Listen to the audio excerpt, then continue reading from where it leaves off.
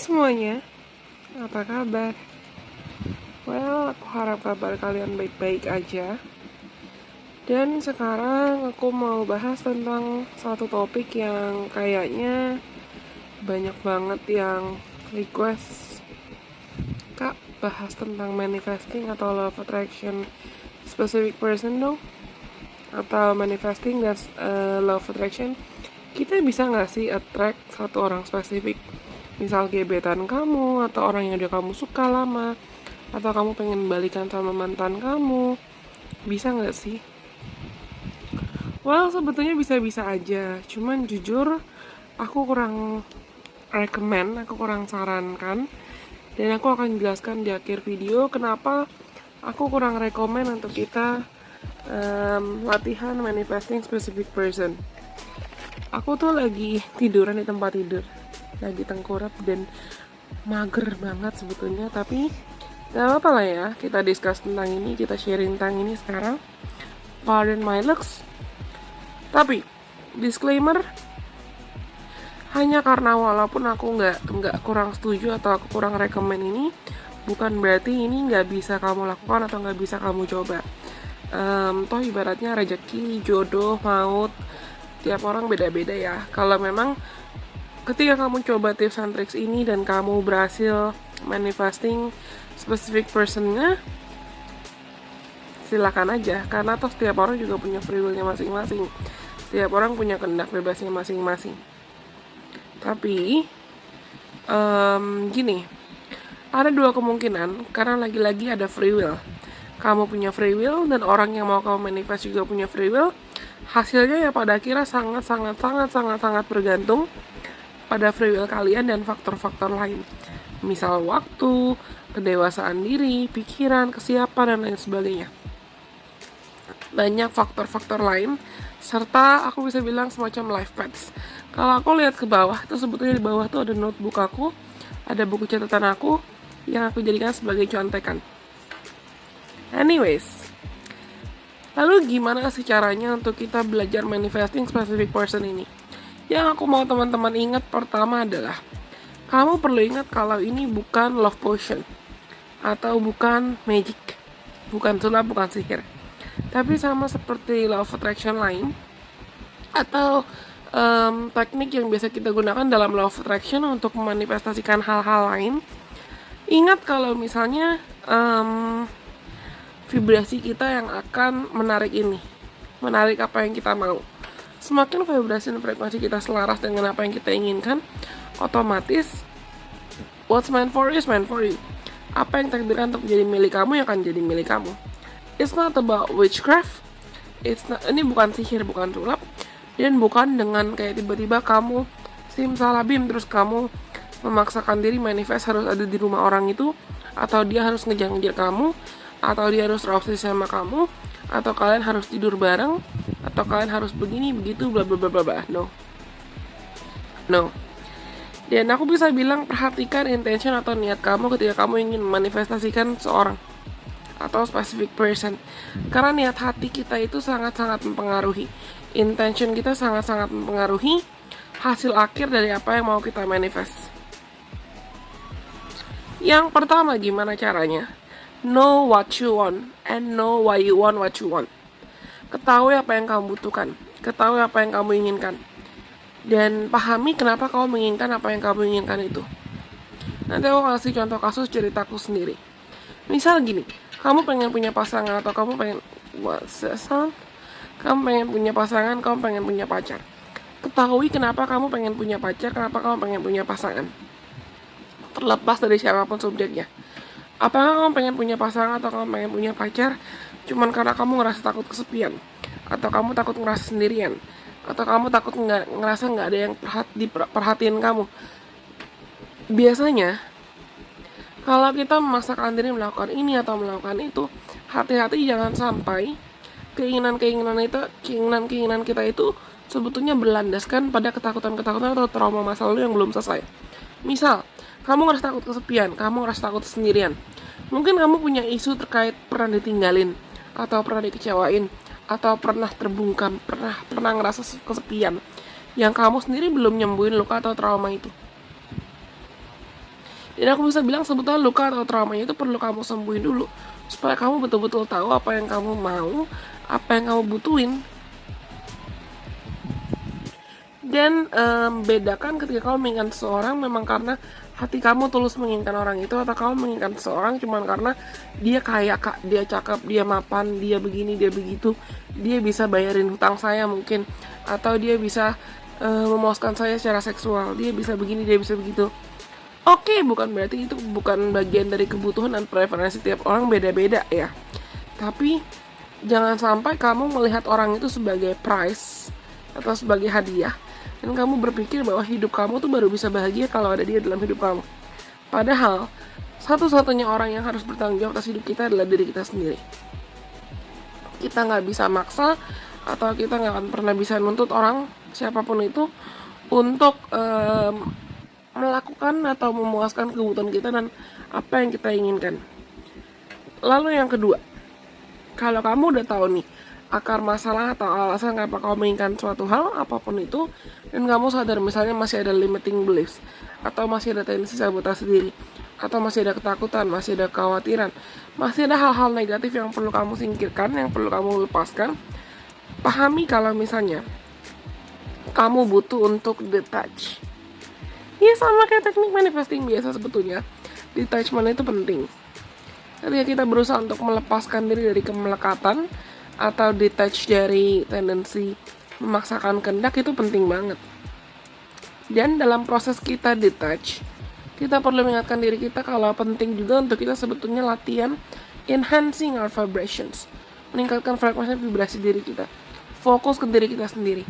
Lagi-lagi jangan fokus melihat orang itu sebagai prize, karena ketika kita melihat seorang sebagai prize atau hadiah atau target, cenderung kita akan chasing atau mengejar, memaksakan kehendak bahkan. Dan ketika kita memaksakan kehendak atau kita chasing, itu malah kita sering punya tendensi ingin buru-buru situasi, ingin memburu-buru, ingin rushing. Lalu aku bisa bilang sih sebetulnya ketika kita mau manifest suatu hal apapun itu akan lebih mudah dan lebih efektif ya prosesnya ketika kita menginginkan apa yang kita inginkan itu for ourselves, untuk diri kita sendiri, bukan buat membahagiakan orang lain atau untuk yang penting mama saya punya cucu, yang penting papa saya punya cucu, yang penting saya nggak diomongin orang lain. Ketika kamu menginginkan cinta, misalnya kamu menginginkan cinta lah, pastikan kamu juga sudah bisa menuangkan cinta dan memberikan cinta, memperhatikan dirimu sendiri semaksimal mungkin. Give love to yourself before you start giving love to others. Berikan cinta dulu ke dirimu sendiri sebelum kamu memberikan cinta ke orang lain.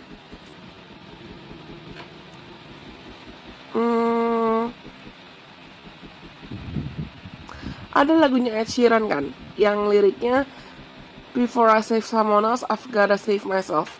Banyak orang sebetulnya terjebak dalam konsep atau terjebak dalam pola pikir mereka menginginkan cinta atau menginginkan kehadiran seorang dalam hidupnya untuk melengkapi hidup mereka, atau memenuhi kebutuhan mereka, atau menyelamatkan mereka dari masa-masa terkelam, atau menyelamatkan mereka dan menyembuhkan mereka dari patah hati dan lukanya dari masa lalu.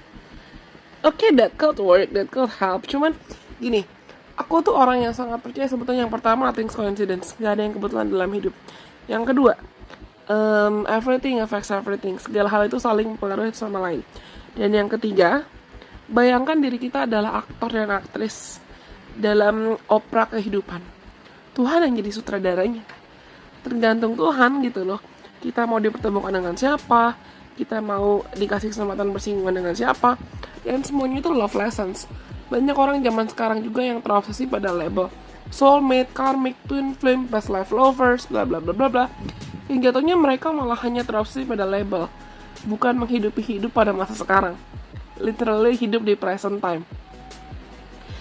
Kalau memang mungkin Tuhan mengizinkan kamu untuk kembali berinteraksi dengan seorang, atau ada kesempatan buat berinteraksi dengan seseorang, ya ibaratnya campur tangan Tuhan adalah fate, mempertemukan kalian, mengizinkan kalian untuk bertemu, mengizinkan kalian untuk berinteraksi.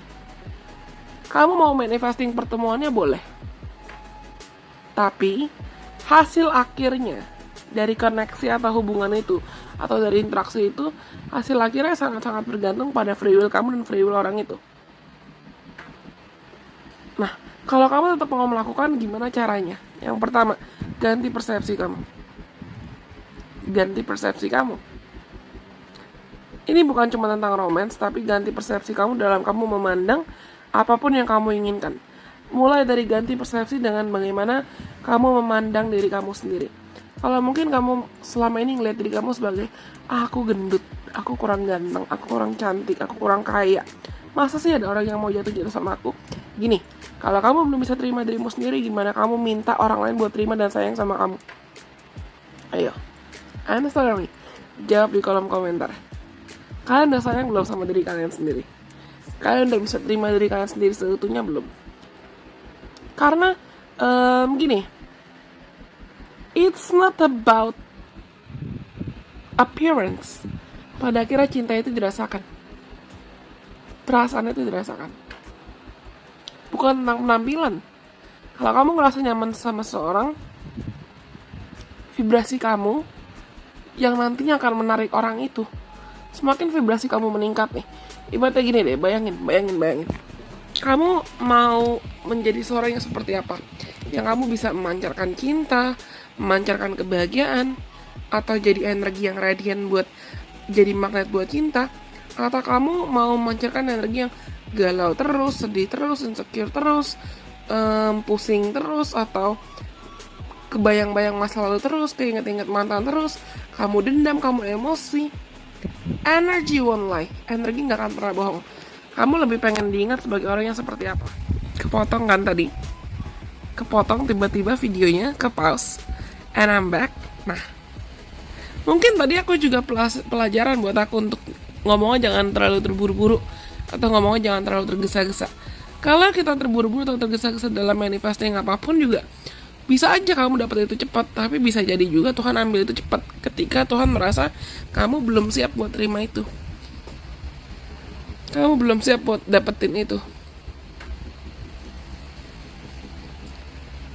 Gak perlu pakai love potions atau jimat atau pelet atau gimana pun kalau menurutku. Apapun yang takdirkan buat kamu pada akhirnya tetap akan jadi milik kamu. Lalu yang kedua, dalam proses meningkatkan vibrasi kamu, singkirkan hambatan-hambatan atau apa yang aku biasa bilang sebagai resistance. Hambatan itu bisa mencakup ketakutan, kekhawatiran, rasa insecure, rasa minder. You don't have to be the prettiest, you don't have to be the most handsome. Gak perlu kamu jadi paling kaya, gak perlu kamu jadi paling ganteng, paling cakep, ini itu. Tapi cobalah untuk singkirkan rasa takut kamu akan mungkin kamu pernah diselingkuhin. Aku juga pernah diselingkuhin. Aku 3 kali bahkan. Tapi kita punya pilihan untuk melihat diri kita, apakah mau memandang terus diri kita sebagai korban, atau kita mau mulai melabel diri kita sebagai no, enggak, gue gak mau selamanya jadi korban, gue mau bahagia, gue mau dapat cinta yang terbaik, gue berhak dapat cinta yang terbaik. Singkirkan perasaan takut kamu atas rasa insecure, kekhawatiran, rasa takut gagal, dan infidelity atau kesetiaan. Kesetiaan menurutku bukan hal yang hanya bisa diperjuangkan oleh satu pihak. Oleh semua pihak yang terlibat dalam hubungan harus sama-sama berjuang effortnya harus sama-sama kelihatan. Mulai belajar dengan jujur ke dirimu sendiri dan akui kalau misalnya kamu mungkin masih punya luka yang perlu disembuhin, masih punya trauma yang perlu disembuhin. Consciously be active, cari tahu, gali lebih dalam. Kalian tahu nggak, ini alasan sebetulnya aku buka kelas Journey to My Best Self. Kelas Journey to My Best Self itu adalah kelas yang membantu pesertanya, dan puji Tuhan tenggat udah ada sekitar 18 orang, sekitar 18-20 orang yang ngerasa terbantu dengan keberadaan kelas Journey to My Best Self. Tujuan dari kelas Journey to My Best Self itu apa? Aku di sini bukan mau promosi banget ya, karena tiap batch kelas ini berlangsung selama 2 bulan, dan tiap batch itu aku hanya terima maksimal 8 orang. 4 orang kelas kelompok, 2 orang kelas eksklusif, dan 2 orang kelas VIP yang aku pandu secara personal. Kalau teman-teman tertarik, kamu bisa cek ke informasi di kolom deskripsi. Ada link untuk pendaftaran dan informasi harganya, persyaratannya, dan lain sebagainya. Di kelas itu mengajarkan tentang gimana cara nyembuhin trauma kamu, gimana cara kamu bisa paham dan menyeimbangkan energi maskulin kamu, energi feminin kamu, cakra kamu, dan gimana cara kamu juga bisa kenali dan gali potensi kamu supaya kamu bisa jadi magnet yang baik. Bukan cuma untuk narik romance atau narik jodoh, tapi untuk jadi magnet buat apa yang kamu mau, dan kamu bisa betul-betul menjadi versi diri kamu yang jauh lebih baik lagi. Banyak peserta yang bilang, aku bersyukur banget, banyak peserta yang bilang mereka ngerasa keberadaan kelas Journey to My Best Self itu membantu mereka banget dalam hidup. Anyways, ya, belajar untuk bisa mengidentifikasi dan membedakan. Kamu membutuhkan cinta memang karena kamu ngerasa takut kesepian, atau kamu sadar kamu memang sudah punya potensi untuk bukan hanya menerima cinta tapi juga membagikan cinta.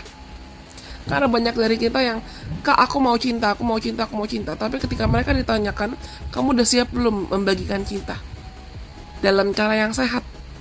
Belum tentu mereka bisa jawab. Lalu, ketika kamu berusaha untuk mencari tahu tentang emosi kamu, ketakutan kamu, trauma kamu, tanyakan hal-hal ini ke dalam diri kamu sendiri. Rasa takut dan rasa khawatir yang saya miliki itu mereka fakta atau tidak? Mereka akumulasi dari kejadian masa lalu, atau terjadi di masa lalu, atau terjadi di masa sekarang. Dan bisakah saya melepaskan trauma atau emosi yang negatif ini? Mampukah saya untuk melepaskan itu? Lalu, yang ketiga, apakah saya siap untuk membersihkan hal-hal dan energi negatif supaya saya bisa menyambut hubungan yang lebih sehat dengan orang ini? Yang keempat, orang itu juga pasti punya traumanya dan punya lukanya. Kamu siap nggak terima itu? Kamu siap nggak terima kelemahan dia? Karena belum tentu apa yang kamu lihat itu memang adalah apa yang terbaik. Pertama. Dan yang kedua, belum tentu apa yang kamu lihat dari orang lain itu adalah versi dirinya dia yang sejati. Jadi kalau teman-teman mungkin masih punya kebiasaan negatif yang kamu sadar kebiasaan negatif itu nantinya akan jadi bumerang buat hubungan kamu dengan orang ini, atau hubungan kamu dengan siapapun, atau bahkan bumerang dan bisa merugikan dirimu sendiri, please stop doing that. Bumerang tuh maksudnya gimana?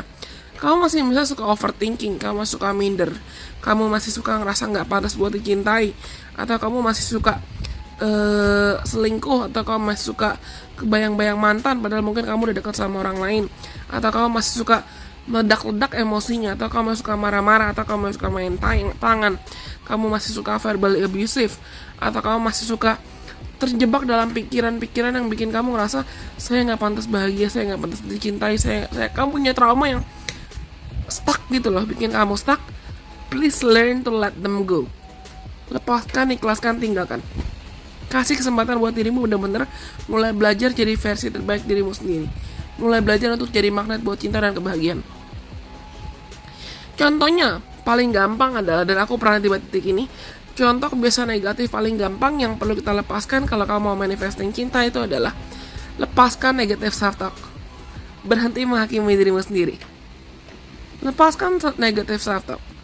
Itu bisa masuk ke tendensi self-harm atau physical abuse, atau drugs, bahkan narkoba, obat-obatan, overindulgence ke mungkin nikotin, kafein, atau alkohol, itu juga nggak baik, atau ke seks juga nggak baik. Dan mulai collect yourself and get your acts together. Sesederhana itu sebetulnya bisa meningkatkan frekuensi vibrasi kita. Sederhana kita memahami kalau gue nggak sehat nih kalau gue masih punya kebiasaan negatif kayak gini. Kalau gue masih insecure, kalau gue masih suka ngomongin jelek-jelek buat diri gue sendiri, kalau kamu masih suka gosip, juga masih suka kebanyakan gibah, atau kebanyakan overthinking, kebanyakan iri hati sama orang lain, itu juga nggak baik. Aku nggak menggurui, tapi I've been there too, I've done that too. Dan ketika aku melepaskan semua itu, mudah untukku menarik hubungan-hubungan dan lingkungan yang lebih sehat buat aku. Mungkin akan sulit pada awalnya karena kita dikelilingi dalam lingkungan yang banyak ya orang-orang yang suka nyinyirin orang lain, orang-orang yang suka kritik orang lain, tanpa sadar kalau mungkin omongan mereka bisa menyakiti diri orang lain. Tapi learn to do something. Aku masih belajar untuk melakukan hal ini juga, tapi latihlah diri kita untuk bisa menjadi our own biggest fan, penggemar terbesar, penggemar terbaik dalam diri kita sendiri. Perhatikan energi kamu, belajar untuk peka sama energi kamu, karena semakin kamu tinggi frekuensi kamu, energi kamu, frekuensi vibrasi kamu semakin tinggi, kamu nggak perlu ngapa-ngapain, orang pasti akan jadi magnet datang ke kamu. Kamu akan jadi magnet datang ke sekitar kamu. Dan orang-orang semakin kamu tinggi frekuensinya, orang-orang dan hal-hal yang kamu tarik dalam hidup kamu juga kualitasnya juga semakin baik. Trust me. Latihan untuk bisa fokus ke hal-hal positif. Syukuri apa yang sudah kau miliki. The touch. Termasuk the touch of tendensi kamu ingin urgency atau rushing, terburu-buru. Tingkatkan frekuensi vibrasi kamu. Kalau kalian mungkin tahu ya teknik-teknik manifestasi yang kamu tanya, Kak, kapan scriptingnya? Kapan visualisasinya? Menurutku bagian scripting dan bagian visualisasi itu adalah bonus. Yang paling penting adalah kamu perlu membersihkan diri kamu dulu dan siapkan diri kamu untuk bisa terima yang terbaik. Kita nggak akan bisa memaksakan diri atau mau ngotot, mau minta Tuhan aku mau ini, aku mau itu, aku mau yang terbaik. Tapi kamu belum siap juga buat menerima yang terbaik. Nggak akan bisa. Dan ingat kalau pada akhirnya effort itu penting, atau usaha itu penting. Hubungan itu berdasarkan pada usaha dua belah pihak yang terlibat atau semua pihak yang terlibat. Harus ada keseimbangan give and take. Aku mau kasih contoh kasus. Aku pernah coba manifest specific person di 2021, 2020 dan 2019, 2018 lah, 2018 bukan 2019. Yang ujungnya untuk yang 2018 aku sempat dekat dengan orang itu, tapi ternyata dalam prosesnya aku sadar kalau nggak reciprocate, nggak seimbang, hasil akhirnya nggak seimbang dan nggak sesuai dengan apa yang aku harapkan. Kenapa nggak sesuai dengan aku harapkan? Karena mudah banget bagi kita, bagi manusia, untuk ngerasa kayak kita punya imajinasi atau kita punya standar-standar dan ekspektasi tertentu terhadap seseorang, yang ketika ekspektasi itu nggak terwujud, kita bisa marah. Karena ekspektasi sama realita, kadang apa yang kita bentuk di pikiran kita tentang seorang belum tentu itu memang fakta atau kebenaran terkait orang itu. Gimana cara kita bisa tahu atau yakin kalau apa yang kita pikirkan tentang seorang itu benar? Komunikasi dan perhatikan. Jangan langsung baper, dimakan hati, dipikirin berlarut, overthinking. Yang ada kamu capek sendiri atau kamu stres sendiri. Dan lagi-lagi fokus on good feelings, fokus on good intentions, fokus on good vibes, good vibrations. Yang di 2020 dan 2021 juga demikian sih. Aku sempat menuntut closure sampai aku akhirnya sadar closure yang gue butuhin dari diri gue sendiri. Closure yang saya butuhkan dari diri saya sendiri. Kadang kita menuntut closure kayak kita merasa sudah memberikan yang terbaik buat orang lain, tapi orang itu nggak reciprocate, nggak balas hubungan itu. Padahal mungkin Tuhan dan semesta udah kasih tanda-tanda banyak kalau that's not the person, atau Tuhan kasih dan semesta kasih tanda-tanda banyak kalau okay, that's the person, tapi kita mungkin nggak menghargai effortnya dia karena ekspektasi kita sama apa realita yang ditunjukkan oleh orang itu belum seimbang. Cari titik kompromi. Dan satu saran personal yang aku bisa sarankan ke teman-teman, kalau misalnya kamu mau memanifestasikan specific person, bukan yang nggak bisa ya, tapi kamu bisa gunakan doa. Aku gunakan doa ini kapanpun misalnya aku mau manifest apapun yang aku inginkan. Doakan atau afirmasikan hal ini. Bilang ke Tuhan, bilang ke semesta, Tuhan, aku lagi punya kebutuhan ini, atau aku lagi tertarik dengan orang ini. Tolong bantu aku, tolong pandu aku. Kalau memang dia takdirkan untuk berada dalam hidupku, biarkan perasaan ini dan keinginan ini nantinya hanya untuk memuliakan namamu, untuk mengagungkan namamu, bukan hanya untuk memuaskan nafsu dan egoku saja. Biarkan hubungan ini jadi sarana berkat buat diriku dan buat orang itu. Bahkan buat orang-orang yang mungkin akan membutuhkan kami berdua. atau hubungan kami. Biarkan hubungan kami bisa menjadi sarana cinta, agen kebaikan, hal-hal positif, bukan hanya untuk memuaskan keinginan saya pribadi saja, atau keinginan dia pribadi saja. Tunjukkan jalan dan bukakan jalan. Tapi kalau dia bukan yang terbaik buat aku, tolong Tuhan berikan saya kemampuan untuk melepaskan. Berikan saya kemampuan untuk mengikhlaskan. Dan izinkan saya agar perasaan saya, emosi saya, dan hidup saya tetap saya gunakan hanya untuk memuliakan nama-Mu saja. Seda.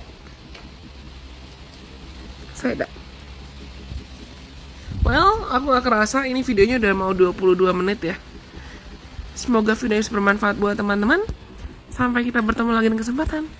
Bye-bye. God bless. I love you.